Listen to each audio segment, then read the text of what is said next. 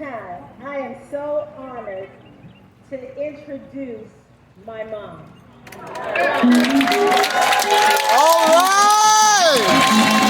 All right! Come on now, let it. Woo! Woo!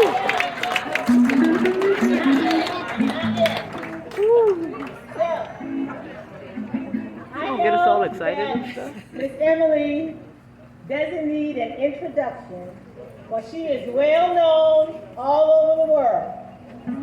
But I would like to share a few things with you about this incredible woman of God that you may not know. On a cold Saturday morning, November the 19th, 1932, a queen was born by the name of Emily Rosa Hutchinson.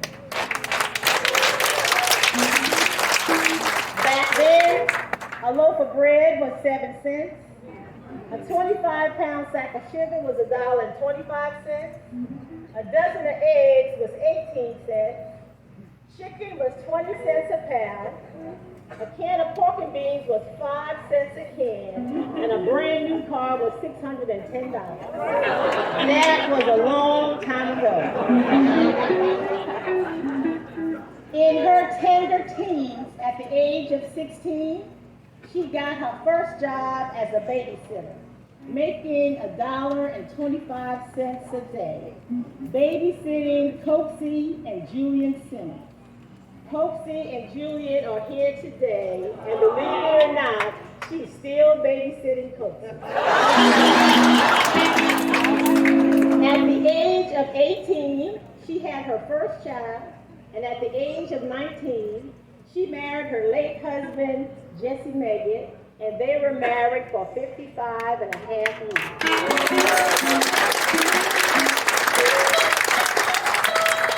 In her teachable 20s, she would have given birth to 8 children at this time in her life. Some days she felt like the old lady that lived in a shoe. She had so many children, she didn't know what to do. But thank God for family.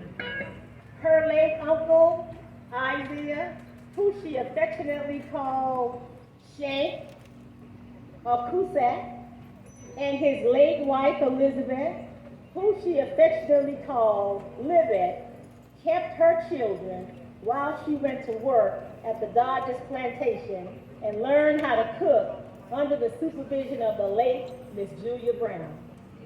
There, she would earn $11.15 a week.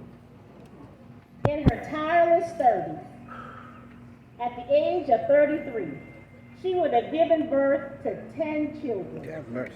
Together, her and her late husband had a total of 11 children, 2 boys and 9 girls.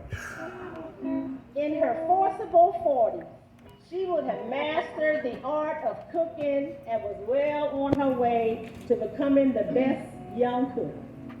At this point in her life, people began asking for her by name to cook for them. She was in demand. In her fearless 50s, she was now the head cook at the Dodgers plantation, and her children are all grown up.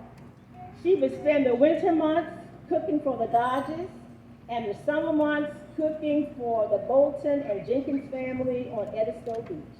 Well, the Jenkins family was a little bit jealous and thought that Miss Emily should spend more time with them.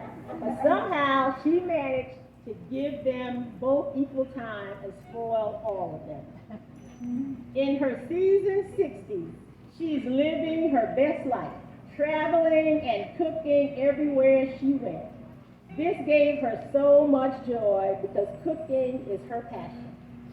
In her settled 70s, one would think that she would slow down, but she picks up more speed.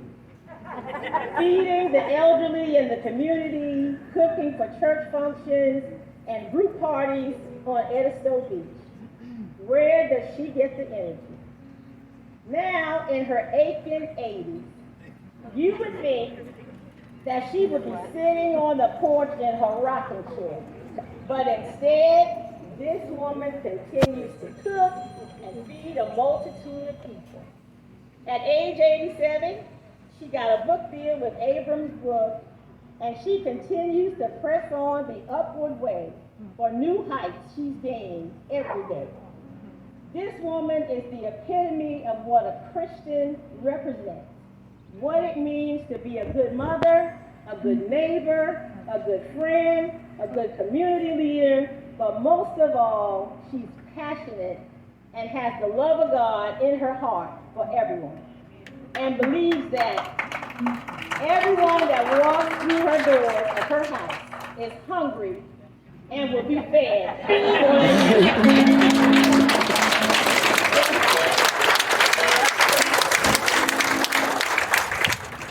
So ladies and gentlemen, I want you to please put your hands together for what I call the best cook on this side of heaven. The author of Gullah Geechee Home Cooking.